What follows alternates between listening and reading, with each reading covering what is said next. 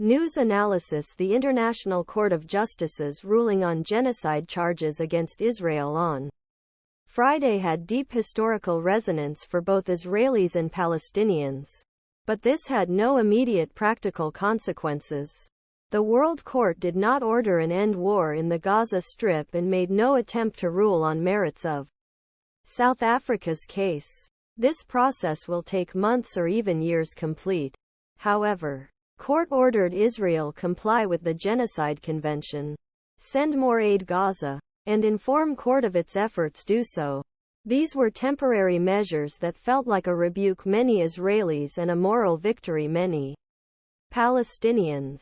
Israeli political commentator and former ambassador Alon Pinkas said after the court's decision that for many Israelis it was a great symbol that a state founded after the Holocaust was accused of genocide. Hague. The fact that we even mention the concept of genocide in the same sentence, brutality, not disproportionate force, war crime, but genocide, is deeply disturbing, he added. For many Palestinians, the court's intervention meant a brief validation of their case. Palestinians and their supporters say Israel is rarely held accountable for its actions, and the ruling appears to be a welcome exception in one of the deadliest wars of this century. The total destruction continues, said former Palestinian official Hanan Ashrawi.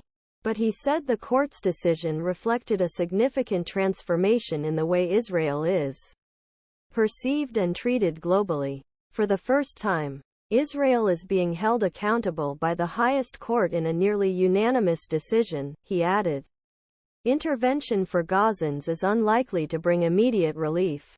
Israel's operation in Gaza has killed more than 25,000 Gazans, according to Gaza officials, and damaged most of buildings in the area.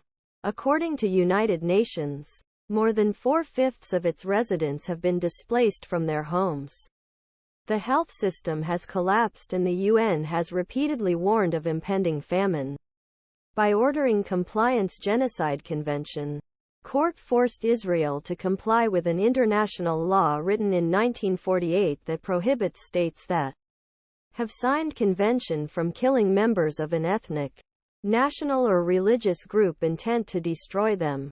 Even in part, to many Israelis, the decision appeared to be the latest example of bias against Israel in an international forum. They say the world holds Israel to a higher standard than many other countries. Israeli Defense Minister Yoav Gallant, whose provocative statements about war were included in preamble of court's decision, described court's decision as antisemitic. There is no need to moralize the state of Israel into distinguishing between terrorists and civilians in Gaza, Mr. Gallant said. Those seeking justice will not find it in the leather chairs of the courtrooms in The Hague. He added, still, court's orders could provide impetus and political cover for Israeli officials who are